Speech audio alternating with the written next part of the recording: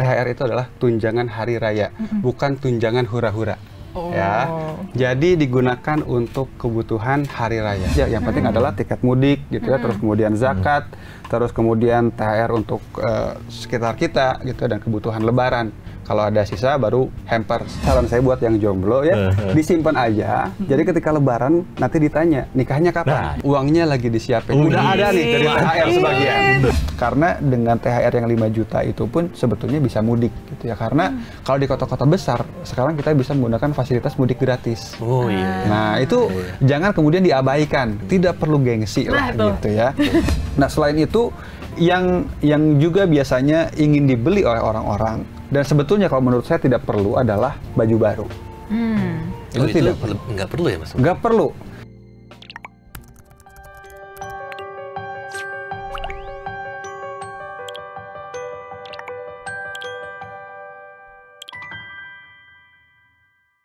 Halo Tribuners, bertemu bersama saya Piatio Konibili, dan di samping saya ada Mas Denis. Yes. Kali ini di tengah berpuasa ya Mas ya, di tengah bulan Ramadan, dikit lagi kita akan menerima THR. Betul. Tunjangan hari raya. Yes. Ada yang barengan sama gajian, ada yang nanti minggu kedua, minggu ketiga. Kita kapan nih? Kita katanya sih. Baru kata. Sedikit lagi lah pokoknya. Nah, sebelum THR cair, kita harus mengatur nih Mas, supaya jangan sampai THR-nya diterima tapi manfaatnya nggak dapat. Aduh, boncos ya namanya. Jangan sampai boncos. Oleh karena itu, kita sudah menghadirkan nih, ada perencana keuangan, ada Mas Ray yang sekarang hadir di studio Tribun News. Selamat siang Mas. Selamat siang Mbak, Mas Denis. Oke, kita mau ngobrolin mengenai bagaimana supaya THR yang kita terima, karena kebanyakan juga THR ini nanti barengan sama gajian ya Mas ya, double, banyak, wow langsung terbuka, wah banyak dapetnya. Takutnya kita malah boros banget, dan bahkan belum nyampe Lebarannya udah stres untuk mikirin, karena gajiannya masih lama lagi Mas nanti kan Mas. Nah gitu, jadi pertanyaan pertama kita ya Mas ya, gimana nih Mas ngaturnya? Oke, THR ya, menarik nih. THR itu tunjangan hari raya. Ini harus diingat juga nih sama Tribuner semua ya. THR itu adalah tunjangan hari raya, bukan tunjangan hura-hura. Ya. Jadi digunakan untuk kebutuhan hari raya. Dalam hal ini adalah Lebaran. Apalagi kemudian datangnya itu bersamaan dengan gaji. Kalau gajinya 10 juta, THR-nya 10 juta. Dapat tuh 20 juta gitu ya. Tiba-tiba habis aja gitu ya. Gajinya kan 10 koma katanya. Ya tanggal 10 udah koma nanti. Jangan sampai seperti itu, dan jangan sampai kemudian juga kebutuhan-kebutuhan Lebaran tidak bisa terpenuhi padahal sudah diberikan THR dari perusahaan. Nah, oleh karena itu THR ini sebaiknya digunakan untuk kebutuhan menjelang hari raya. Itu yang pertama, yang utama. Atau yang kedua adalah menambal uang yang sudah terpakai untuk budget tiket pulang atau tiket mudik. Nah, biasanya kan tiket pulang, tiket mudik itu dibelinya itu kan jauh-jauh hari ya. Entah itu 60 hari, 90 hari, bahkan dan sebagainya. Untuk tiket kereta kan juga sekarang bukan murah gitu ya. Ada yang bahkan sampai 1 juta, itu untuk satu orang. Kalau bertiga kan ayah, ibu, anak gitu ya, apalagi ada adiknya, itu kan artinya 4 juta. Nah, THR kembalikanlah ke tabungan sebagian untuk menambal uang yang sudah dipakai gitu. Jadi jangan dilupakan tuh yang itu. Apalagi kemudian dibelinya pakai kartu kredit. Nah, misalkan beli tiketnya pakai kartu kredit, nah itu artinya harus dibayar segera. Itu yang kedua. Lalu kemudian yang selanjutnya adalah THR juga harus kita gunakan untuk memberikan THR lagi kepada orang-orang terdekat kita. Entah itu mungkin kepada keponakan, entah mungkin kepada asisten rumah tangga, atau mungkin kepada security di komplek rumah kita, itu juga bisa kita lakukan. Atau mungkin untuk hampers juga, itu menjadi hal yang ya budaya terbaru. Karena kan sekarang hampers itu banyak bentuknya ya, tidak hanya makanan minuman, tapi juga mungkin sesederhana ayam frozen, bahkan ada juga sekarang gitu, ada pempek juga dan lain sebagainya ya. Nah, itu juga harus dibudgetkan gitu dari THR, dan jangan lupa juga nanti di hari Lebaran untuk yang muslim ada yang namanya zakat fitrah. Nah, itu harus dialokasikan juga dari THR. Tapi presentasinya berapa tuh Mas baiknya Mas kalau untuk THR terus hampers nih, biar nggak boncos juga gitu kita kan. Kalau hampers sebetulnya dan lain sebagainya persentasenya itu tergantung kepada orangnya. Gitu ya. Kita nggak bisa mematok satu persentase yang pas karena kebutuhan setiap orang berbeda. Gitu ya. Kebutuhan hampersnya Raffi Ahmad misalnya dengan saya berbeda gitu ya. Jadi kalau persentasenya disamakan itu akan berbeda. Tetapi yang paling utama adalah jangan sampai melebihi dari THR itu sendiri. Kalau THR-nya 5 juta, ya sesuaikan aja gitu ya. Dari 5 juta itu bisa dipakai buat apa aja. Yang penting adalah tiket mudik gitu ya, terus kemudian zakat, terus kemudian THR untuk sekitar kita gitu dan kebutuhan lebaran. Kalau ada sisa baru hampers gitu ya. Dan jangan kemudian kita gunakan THR itu untuk hura-hura terlebih dahulu ya, kemudian yang lainnya menjadi tidak terbayarkan. Oke. Jadi hampers duluan apa tiket mudik duluan, Mas? Karena kalau sekarang kayaknya ya Mas ya, orang-orang tuh udah kepikiran loh Mas sekarang mau ngehampersin apa. Sebetulnya yang paling utama adalah tiket mudik. Kalau memang punya keluarga ya. Tapi kalau tidak ada keluarga, misalkan ya sendirian aja sebatang kara, ya mungkin hampers akan lebih baik.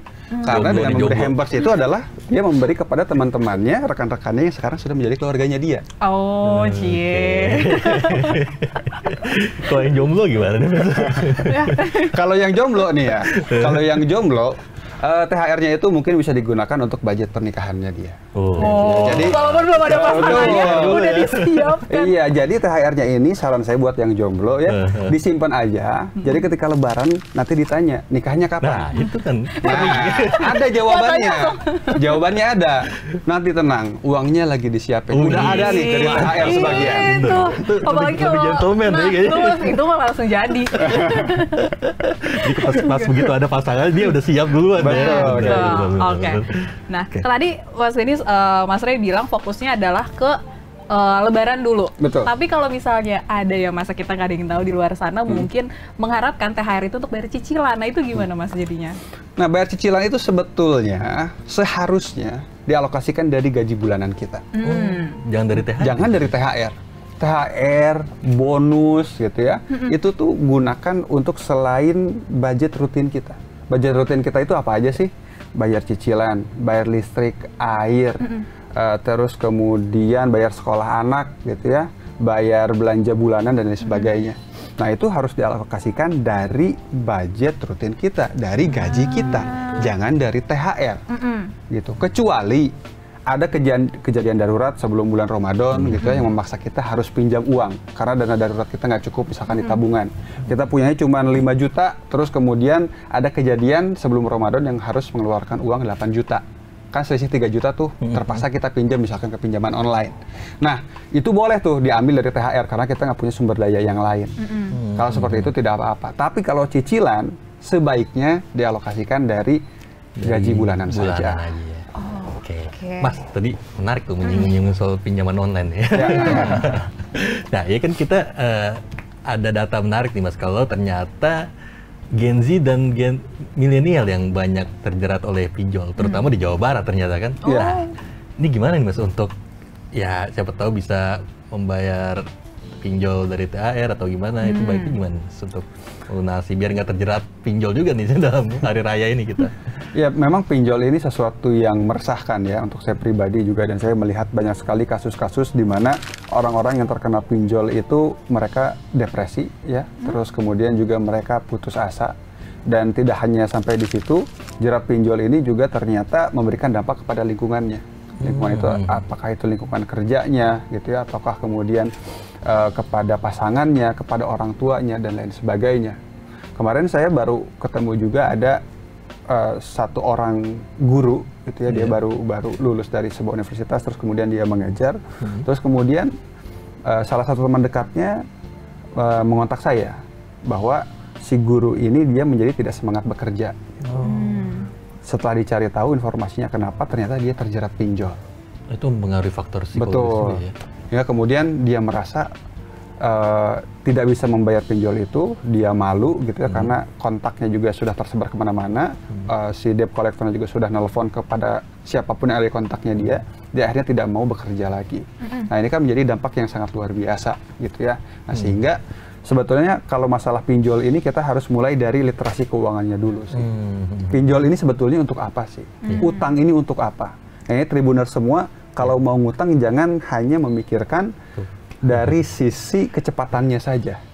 Tapi kita harus juga pikirkan utang ini untuk apa. Kebanyakan dari kita butuh dana, udah deh kita cari yang cepat aja.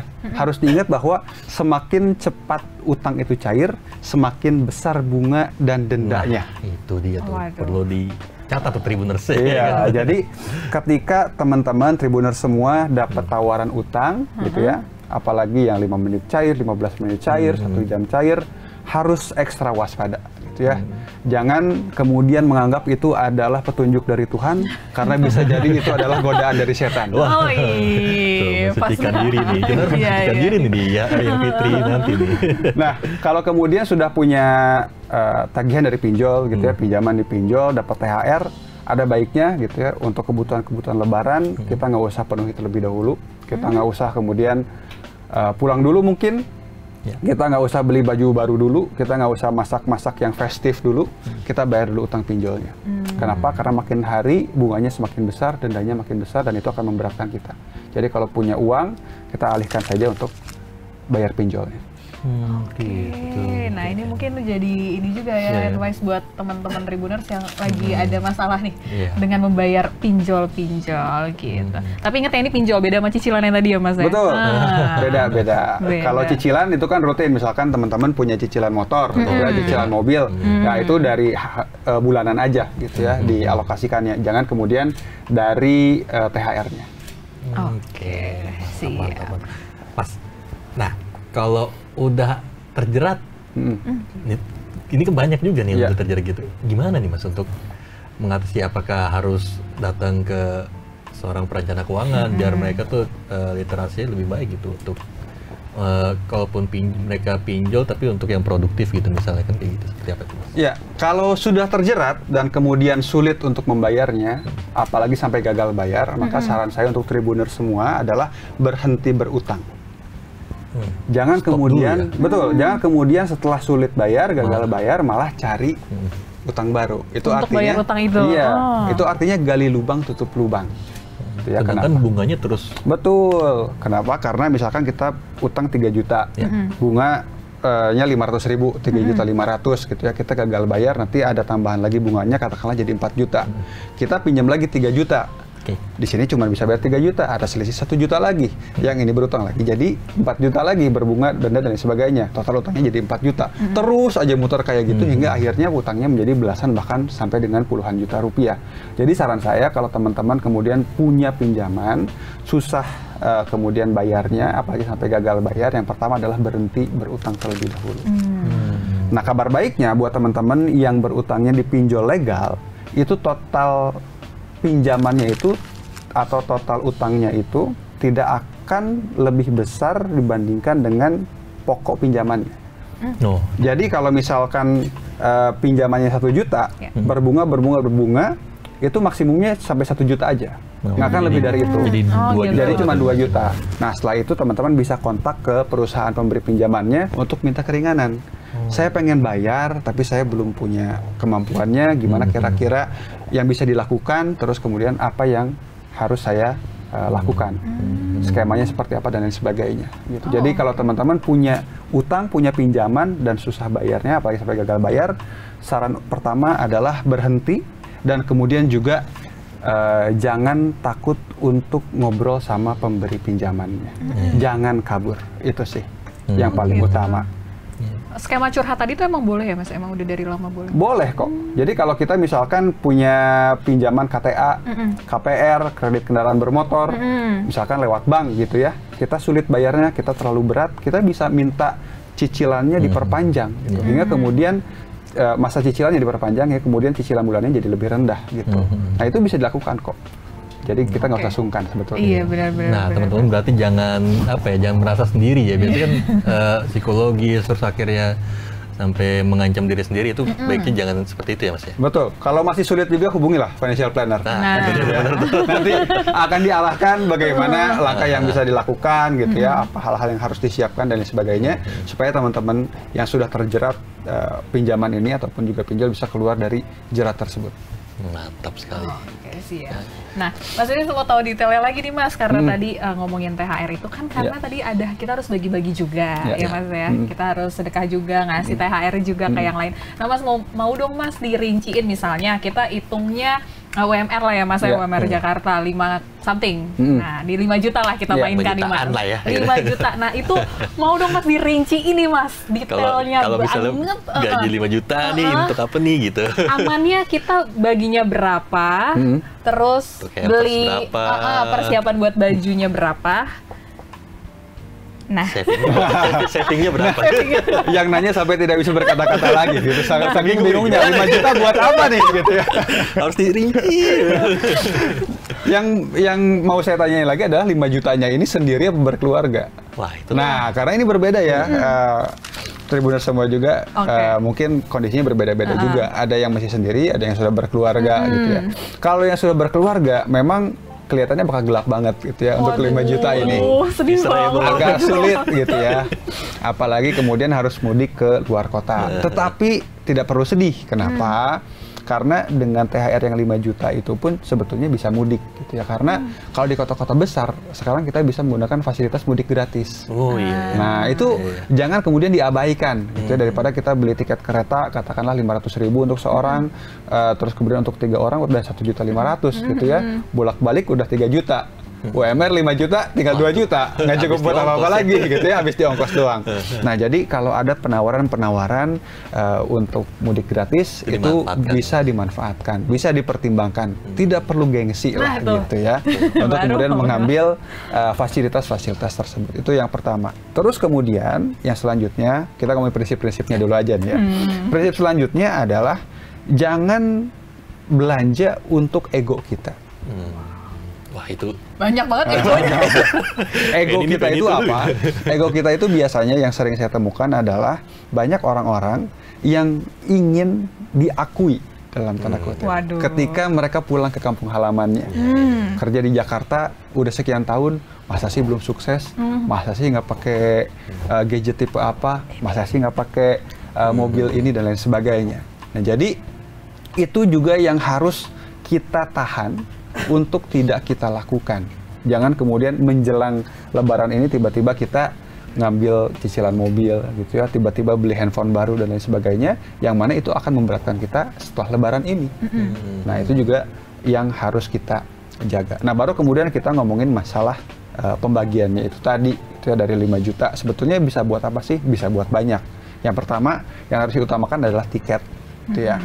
Terus kemudian yang selanjutnya adalah kebutuhan makanan Lebaran. Apalagi kalau kemudian Lebarannya itu diselenggarakan di keluarga yang punya keluarga besar. Nah, gitu. Dan teman-teman merupakan bagian dari keluarga itu, gitu. Dan harus ikut patungan lah, gitu ya. Jadi itu harus dialokasikan untuk itu juga. Nah, selain itu yang juga biasanya ingin dibeli oleh orang-orang, dan sebetulnya kalau menurut saya tidak perlu, adalah baju baru. Itu nggak perlu ya Mas? Nggak perlu. Jadi teman-teman ya, pakai baju tahun lalu, dipakai tahun ini pun juga orang nggak akan tahu. Iya sih. Yang tahu cuma kita sendiri. Orang juga nggak akan scroll Instagram kita kok gitu ya. Tahun lalu Mas Dennis pakai baju apa sih gitu ya. Tapi kita mikirin Mas ya. Tapi kita mikirin Mas udah ada di kita yang mikirin. Nah, itulah yang namanya ego kita. Oke, baik. Jadi disamahin kan jadinya. Oke, baik.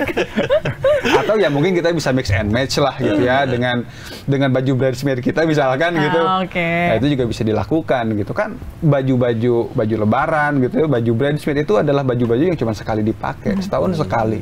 Nah, sayang sekali kalau kemudian kita tidak pakai lagi. Saya udah nggak beli baju koko sejak 7 tahun yang lalu. Wow. 7 tahun yang lalu gitu. Kenapa? Karena saya jarang juga pakai baju koko gitu ya. Jumatan juga sekarang jarang pakai baju koko karena di jalan, di kantor dan lain sebagainya pakai kemeja gitu. Nah, kalau baju koko ya dipakainya Idul Fitri, Idul Adha, datang ke pengajian. Itu aja gitu. Nah, jadi baju koko saya masih awet gitu ya, masih bagus juga, dan dipakai pun juga masih nyaman. Dan sebetulnya teman-teman juga bisa melakukan hal itu.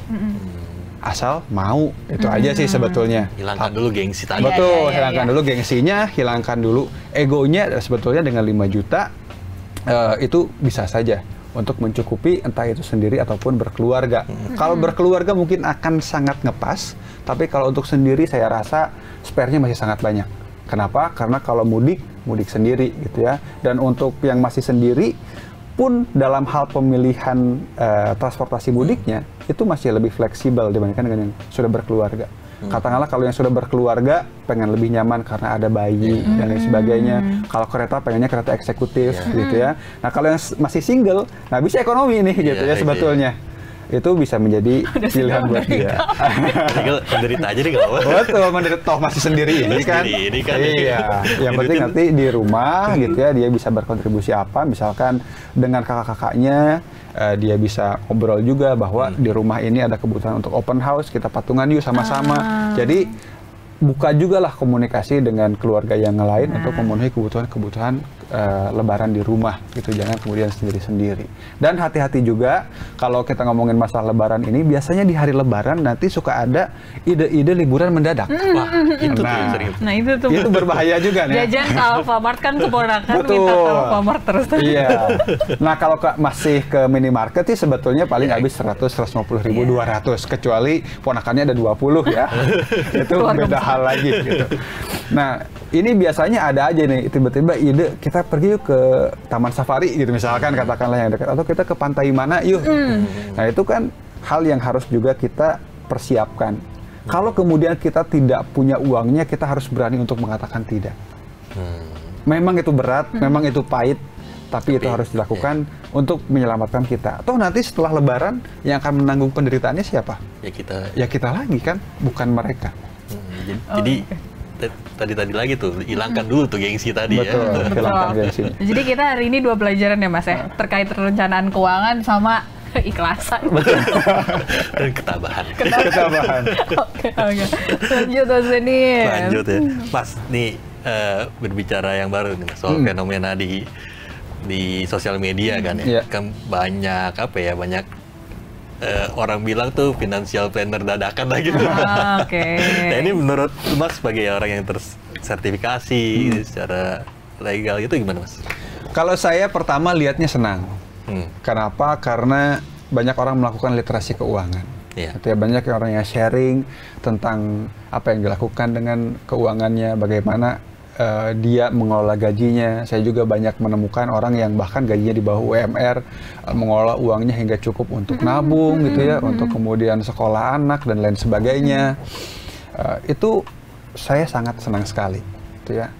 Tapi di sisi lain saya juga prihatin gitu. Prihatinnya adalah dengan orang-orang yang ngomongin masalah keuangan dan juga produk keuangan tetapi dia tidak punya latar belakang di bidang pendidikan gitu ya, pekerjaan ataupun juga sertifikasi, khususnya di bidang perencanaan keuangan. Lalu kemudian dia share masalah produk keuangan apa yang bisa dipilih gitu ya, strategi keuangan apa dan lain sebagainya, pengelolaan keuangan yang baik seperti apa. Nah itu kan menjadi sebuah hal yang baik tetapi berbahaya. Gitu ya. Katakanlah ada orang yang bertanya bahwa gimana sih caranya ngelola keuangan gitu ya dengan gaji 5 juta. Terus dikasihlah sama dia. Ngelola keuangan itu pakai rumus 30 50 20. Gitu ya, karena itu yang paling sering dilihat di internet. Siapapun mungkin tahu rumus itu gitu ya. 20 untuk finansial, 30 untuk cicilan, 50 untuk kebutuhan sehari-hari.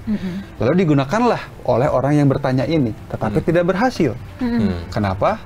Karena si orang yang memberikan informasi ini, dia tidak punya latar belakang di bidang perencanaan keuangan. Karena kalau perencanaan keuangan yang ditanya seperti itu, dia akan nanya, Mas atau Mbak sendiri atau berkeluarga? Mas atau Mbak tinggal di mana? Gitu ya, dan lain sebagainya. Termasuk juga produk-produk keuangan. Ini saya lebih baik investasi kemana ya? Apakah saya investasi reksadana ataukah investasi saham? Nah itu kan banyak sekali hal-hal yang harus dipertimbangkan, yang harus dianalisis dan lain sebagainya. Dan itu kalau kemudian diberikan begitu saja tanpa analisis yang cukup, tanpa pertimbangan yang cukup, akan berbahaya bagi seseorang. Ini sama kayak ngasih resep gitu, di mana resep obat ya, di mana seseorang itu bukan dokter kepada orang yang sakit. Kan bisa jadi bukan sembuh, tapi bisa jadi makin sakit. Jadi perlu dicek juga ya Mas, ini tersertifikasi nggak gitu ya? Betul.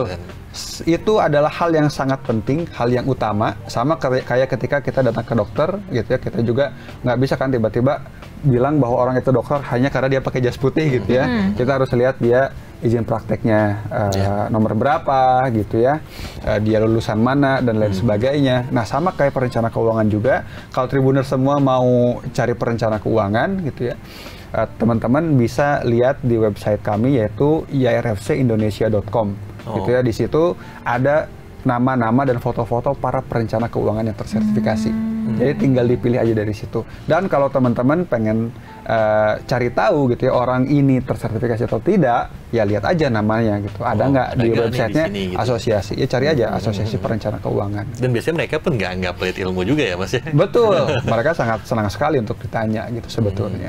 Cuman kan sekarang eranya era sosial media gitu ya. Siapa yang bisa bikin konten yang bagus dan lain sebagainya. Maka kami juga dari asosiasi selalu memberikan advice gitu ya, mengajak kepada teman-teman perencana keuangan yang tersertifikasi ini, yuk kita harus bikin konten yang menarik, yang shareable gitu ya, yang kemudian juga bisa mengajak banyak followers sehingga mereka tahu mana perencana keuangan yang tersertifikasi. Oke, kalau gitu. Terus sebenarnya mah boleh-boleh aja, asal kita juga bisa ini ya Mas ya, menyisir kembali orang-orang yang kita tonton yang dapat advice-nya gitu. Betul. Kalau kemudian kita mau mencari referensi silahkan, tapi saran saya kalau mau mencari referensi ya sebatas pengalaman aja. Tapi kalau kemudian kita udah mau melangkah kepada produk keuangan apa yang diambil, itu saran saya hubungi aja perencana keuangan. Sama kayak kita ngomongin masalah kesehatan lah gitu ya. Terus saya sakit kepala nih gitu. Sama, gue juga sakit kepala kemarin, lo kurang tidur kali, atau lo kebanyakan makan gorengan gitu ya. Atau lo kebanyakan makan daging kambing yang digulai kali gitu. Nah itu kan obrolan sehari-hari kan tidak menjadi masalah. Tapi ketika kita ngomongin masalah, lo minum obat ini deh, lo minum obat itu deh, itu kan udah ranahnya dokter. Nah ini sama dengan perencana keuangan. Kalau ngomongin masalah keuangan, lo ngatur gaji gimana sih? Kalau gaji sih gue sisihin aja di awal gitu, sisanya baru gue pakai gitu. Tapi atau mungkin juga ada yang dibagi, gue baginya pos-pos keuangan kayak gini dan lain sebagainya. Itu obrolan sehari-hari kan tidak apa-apa. Tapi kalau udah ngomongin masalah investasi kemana, reksadana apa yang harus dipilih, asuransi kesehatan yang mana yang baik untuk saya, asuransi jiwa apa yang tepat untuk saya, itu udah ranahnya para perencana keuangan. Dan baiknya ditanyakan ke perencana keuangan. Tribuners. Nah, gitu Mas. Harus perencana keuangan tuh. Oke, Mas ini balik lagi ya kita ke THR. Karena tadi kita juga THR ada yang barengan sama gaji. Nah, supaya gajinya nggak kesenggol, itu gimana Mas? Apakah gajinya diumpetin dulu ke rekening lainnya atau dimasukin kemana dulu gitu? Ya, yang baiknya adalah gajinya itu yang pertama kalau memang kita adalah orang yang sangat mudah klik check out. Betul. Keranjang banyak banget nih Mas. Iya, apalagi keranjang kuning udah keluar lagi ya. Keranjang kuning sekarang udah keluar lagi. Tinggal keranjang di oranye sama keranjang di hijau juga menanti Mas. Bahaya tuh kalau kayak gitu. Nah, baiknya kita memang yang pertama itu adalah melakukan rencana terlebih dahulu. Kita harus membuat pedoman. Si uang ini mau kita apain? Kenapa kita nggak tahu uang ini perginya kemana? Ya karena kita tidak membuat peta jalan untuk si uang ini. Maka yang pertama kita harus lakukan adalah bikin rencananya dulu. Uang gaji itu buat apa sih? Uang THR buat apa? Itu dulu ya. Uang gaji kita gunakan untuk cicilan, bayar SPP anak, bayar cicilan rumah, bayar kontrakan, bayar listrik, dan lain sebagainya. THR untuk kebutuhan lebaran gitu ya. Kalau teman-teman Tribuner semua sudah jago ngelola keuangan, disatuin nggak apa-apa. Tapi kalau kemudian Tribuner semua adalah orang yang gampang tergoda, gitu ya, maka sebaiknya dipisahkan saja rekeningnya. Jadi dipisahkan antara gaji dan THR gitu ya? Betul, karena misalkan kita punya gaji 10 juta, THR 10 juta, Lebaran itu tanggal 10 April, kalau nggak salah gitu ya, kan itu dari awal April udah belanja tuh ya, terus minggu kedua April Lebaran, itu udah sama jalan-jalannya tuh. Kalau nggak dipisah, biasanya minggu kedua habis semuanya. Malah nanti kepake. Betul, gajinya habis, THR-nya habis gitu ya. Boncos itu kan bahaya. Nah, makanya gajinya dialihkan dulu aja. Biarkan di 2 minggu pertama April itu dibiayai sama THR. Itu juga bisa dilakukan. Oh gitu, oke. Iya, jadi nanti setelah Lebaran kita baru pakai uang gaji kita. Oke. Jadi biar gak langsung semuanya habis. Betul. Gitu Mas Denis. Iya nih, udah mau belanja ya nih. THR aja belum. Oh gitu, nggak apa-apa ya, itu dipisah-pisah tuh justru lebih aman ya Mas ya? Betul, lebih aman, sangat aman. Atau kalau pengen lebih aman lagi, teman-teman sebetulnya bisa ubah bentuknya. Ubah bentuknya itu misalkan uang gajinya dibelikan dulu US dollar misalkan. Bisa juga kayak gitu kan. Kenapa sih kita gampang mengeluarkan uang? Karena kita punya aksesnya, ya kan? Aksesnya itu ya di mobile banking kita atau kita megang cashnya. Katakanlah harga emas sekarang 1 juta gitu ya. Megang emas 1 gram sama megang cash 1 juta, duluan habis mana? Duluan habis 1 juta kan? Iya, cashnya. Tapi kalau kita ubah jadi logam mulia, jadi emas 1 gram, itu mungkin sampai tahun depan nggak kepake-pake tuh. Karena pada proses dulu, betul, proses karena gitu ada proses dulu gitu ya. Ketika kita mau check out nih, aduh, saya harus nukerin dulu nih gitu ya. Saya harus jual dulu ke Antam, kalau ke toko emas dan lain sebagainya. Atau mungkin saya jual ke teman saya. Di sela-sela itu mungkin saya udah nggak kepikiran lagi tuh barang yang mau saya beli gitu. Karena biasanya barang itu kan menggoda kita dalam sepersekian detik, kita check out tiba-tiba paketnya datang. Itu kan makanya saran saya kalau teman-teman di bulan Ramadan ini, akhir-akhir Ramadan ini biasanya kan banyak godaan ya, belanja dan sebagainya. Sebelum belanja coba tarik nafas dulu. Betul. Satu tarik nafas dulu. Lalu kemudian tanyakan kepada diri sendiri apakah ini saya butuhkan atau tidak. Yang kedua adalah apakah ada dalam rencana saya bulan ini ataukah tidak. Yang ketiga apakah ada uangnya atau tidak. 3 hal itu. Lalu kemudian tunggu 3 hari. Lama banget sampai Kalau masih kepikiran setelah 3 hari, tunggu lagi 3 hari lagi. Ulur terus Ya. Oh gitu. Setelah diulur, artinya kan kita baik-baik saja, tidak ada barang itu. Oh gitu tipsnya. Barang itu kan artinya tidak kita butuhkan, hanya kita inginkan. Itu juga yang bisa teman-teman lakukan. Kalau kepikiran terus BM sampai nggak bisa tidur dipandangin terus gimana Mas? Itu kan cuma kepikiran, tapi tidak dibutuhkan. Sama kayak pasangan kan, dilihat-liatin terus, tapi apakah dia yang saya butuhkan? Oke. Menarik tuh ya tipsnya. Jadi apa ya, tadi kan kalau perlu dibeliin emas gitu kan misalnya gitu, atau coba dipikirin lagi deh lebih panjang gitu ya Mas ya, biar kita nggak langsung asal beli apa gitu kan, biar nggak konsumtif juga gitu ya.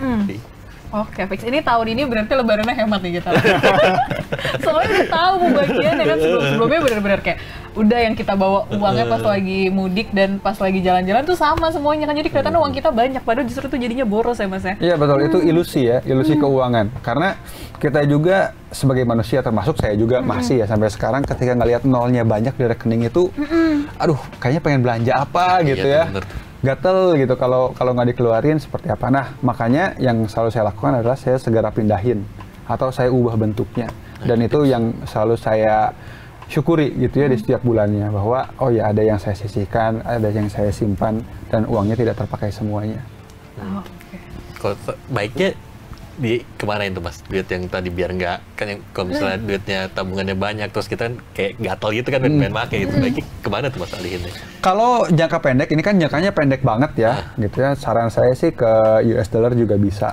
Ya, kalau emas itu tidak terlalu saya rekomendasikan, karena kalau terlalu pendek waktunya masih kalah dengan selisihnya. Ya, kecuali kalau panjang gitu. Betul, kecuali kalau panjang, karena kan harga jual emas sama harga beli emas beda kan. Harga jualnya kan harga belinya itu kan 1,2 katakanlah. Terus kalau kita jual ke toko emas atau ke Antam itu mungkin 1 juta atau mungkin 980 sekian, itu kan ada selisih per gramnya.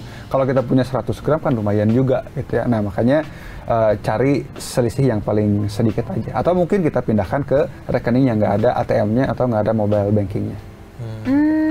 Menarik juga ya. Menarik juga tuh ya Mas, berarti bikin rekening yang nggak usah diaktifin. Di mobile banking dia nggak ATM, jadi udah itu aja ya. Iya. Oke, mantep tuh gitu ya. Oke, kalau gitu, Awan dan Zedis ada lagi yang mau ditanyain nggak ke Mas Ri? Mumpung masih di sini nih. Besok-besok agak susah nih kayaknya nih. Udah sih. Oke, aman ya kalau gitu ya. Nah, mungkin ini closingan nih, saya penasaran banget Mas. Biasanya kalau kayak gini kan banyak teman yang mau minjem uang. Iya.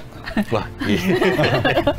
Itu termasuk investasi nggak sih, kita minjemin uang terus nanti kan kita nagih tuh? Minjemin uang itu adalah kesabaran tingkat tinggi dan keikhlasan tingkat tinggi. Ya, dan kita harus siap dengan apapun yang terjadi ke depannya. Minjemin uang itu lebih besar kemungkinan tidak kembalinya dibandingkan dengan kembalinya. Makanya saya sebut adalah minjemin uang itu adalah kesabaran dan keikhlasan tingkat tinggi. Jadi harus hati-hati juga kalau mau minjemin uang. Kenapa? Selain uangnya nggak balik, mungkin hubungan dengan teman kita juga akan menjadi tidak baik. Jadi lebih baik bilang tidak sama sekali. Lebih baik dia bilang pelit sekarang daripada rusak hubungan nantinya. Gitu. Jadi pinjam duit dong, aduh sorry udah habis nih misalkan untuk kebutuhan lebaran gitu ya. Gua nggak bisa ngasih gitu dan lain sebagainya. Sampaikan saja apa adanya gitu. Karena kebanyakan gitu ya, kalaupun dia ngasih karena nggak enak, ya ujungnya menjadi nggak enak justru. Itu udah dibeliin emas nih tadi ya, jadi ria. Nggak apa-apa justru gitu ya. Oke, kalau gitu. Gitu dulu kali ya perbincangan kita Mas Dennis hari ini sama Mas Ray. Terima kasih Mas waktunya. Udah main ke studio dan tipsnya banyak banget. Dan cuma buat pembagian THR, tapi nanti setelah THR juga udah dikasih tahu nih tips-tipsnya agar gaji kita aman gitu. Ya. Jangan sampai boncos ya yang penting. Betul, jangan sampai boncos. Masih banyak rencana ke depan yang membutuhkan uang kita. Semangat bekerja. Saving dan semangat bekerja. Kalau gitu Mas Ray, terima kasih banyak. Dengan senang hati, terima kasih Tribuners semua juga yang udah nonton ya. Ingat THR itu tunjangan hari raya, bukan tunjangan hura-hura. Wah, itu dia. Oke, kalau gitu Mas Dennis, terima kasih juga hari ini Mas sudah nemenin. Nanti kita ngobrol-ngobrol lagi soal keuangan dan perencanaan keuangan lainnya. Mungkin kita bahas soal bonus dan lainnya Mas Dennis ya. Terima kasih Tribuners sudah menyaksikan. Berita terupdate lainnya bisa disaksikan di kanal YouTube Tribun News. Dadah. Terima kasih sudah nonton. Jangan lupa like, subscribe, dan share ya.